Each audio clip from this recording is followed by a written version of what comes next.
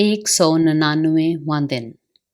पुराने अहदनामा में से आज की तिलावत आमोस की किताब, उसका 6वां बाब, पहली आयत से लेकर 7वें बाब की 17वीं आयत तक। उन पर अफसोस जो सैयून में बाराहत और कोहिस्तान सामरिया में बेफिक्र हैं, यानी रईस अक़वाम के शुरफा जिनके पास बनी इसराइल आते हैं। तुम कलना तक जाकर देखो और वहां से हमाते आज़म तक सैर करो और फिर फिलिस्तियों के जात को जाओ। क्या वो उन ममलकतों से बेहतर हैं? क्या उनकी हदूद तुम्हारी हदूद से ज्यादा वसी हैं? तुम जो बुरे दिन का ख्याल मुलतवी करके जुल्म की कुर्सी नजदीक करते हो, जो हाथी दांत के पलंग पर लेटते और चारपाइयों पर दराज होते हैं और गल्ला में से पर्रों को और तवीला में से बछड़ों को लेकर खाते हो और रुबाब की आवाज के साथ गाते और अपने लिए दाऊद की तरह मौसीकी के साज इजाद करते हो, जो प्यालों में से मैं पीते और अपने बदन पर बेहतरीन इत्र मलते हो, लेकिन यूसुफ की शिकस्त हाली से गमगीन नहीं होते। इसलिए वो पहले असीरों के साथ असीर होकर जाएंगे और उनकी ऐशो निशात का खात्मा हो जाएगा। खुदावंद खुदा ने अपनी ज़ात की कसम खाई है। खुदावंद रब्बुल अफ़वाज यूं फरमाता है कि मैं याकूब की हशमत से नफरत रखता हूं और उसके कसरों से मुझे अदावत है। इसलिए मैं शहर को उसकी सारी मामूरी समेत हवाला कर दूंगा।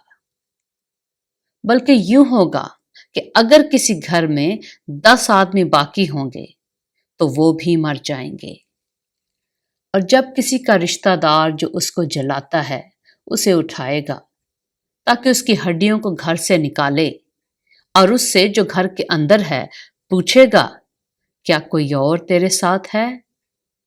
तो वो जवाब देगा, कोई नहीं।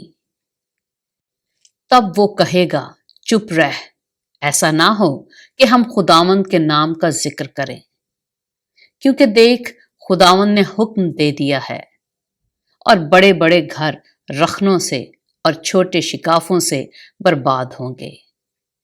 क्या चट्टानों पर घोड़े दौड़ेंगे या कोई बैलों से वहां हल चलाएगा?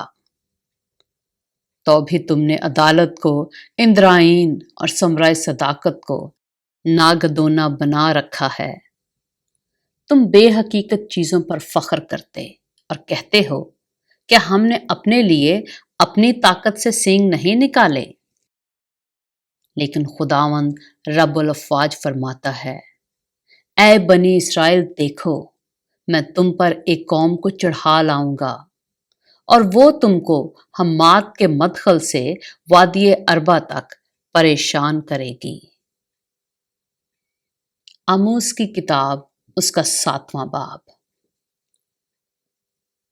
खुदावंद खुदा ने मुझे रोया दिखाई, और क्या देखता हूं कि उसने ज़रात की आखिरी रोयदगी की इब्तिदा में टिड्डियां पैदा की, और देखो ये शाही कटाई के बाद आखिरी रोयदगी थी।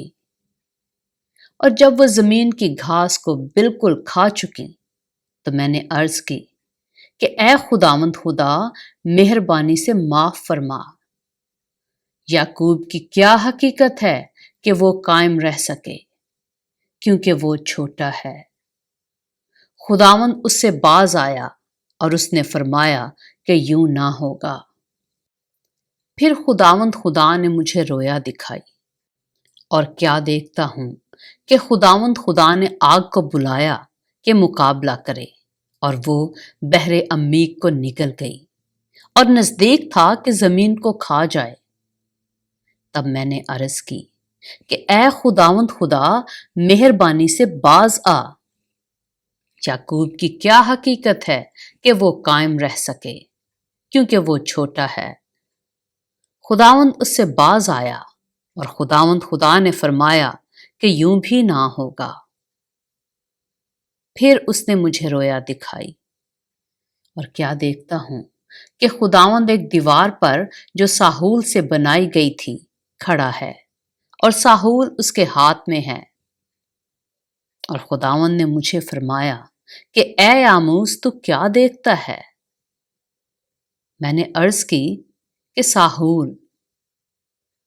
تب خداوند نے فرمایا، دیکھ، میں اپنی قوم اسرائیل میں ساحول لٹکاؤں گا، اور میں پھر ان سے درگزر نہ کروں گا، اور اسحاق کے اونچے مقام برباد ہوں گے، اور اسرائیل کے مقدس ویران ہو جائیں گے، اور میں یربعام کے گھرانے کے خلاف تلوار لے کر اٹھوں گا۔ تب بیتیل کے کاہن امسیہ نے شاہ اسرائیل یربعام کو کہلا بھیجا کہ آموس نے تیرے خلاف بنی اسرائیل میں فتنہ برپا کیا ہے، اور ملک میں اس کی باتوں کی برداشت نہیں، کیونکہ آموس یوں کہتا ہے کہ یربعام تلوار سے مارا جائے گا، اور اسرائیل یقیناً اپنے وطن سے اسیر ہو کر جائے گا۔ اور امسیہ نے آموس سے کہا، اے غیب گو، تو یہودا کے ملک کو بھاگ جا، وہیں کھا پی اور نبوت کر، پر بیتیل میں پھر کبھی نبوت نہ کرنا، کیونکہ یہ بادشاہ کا مقدس اور شاہی محل ہے۔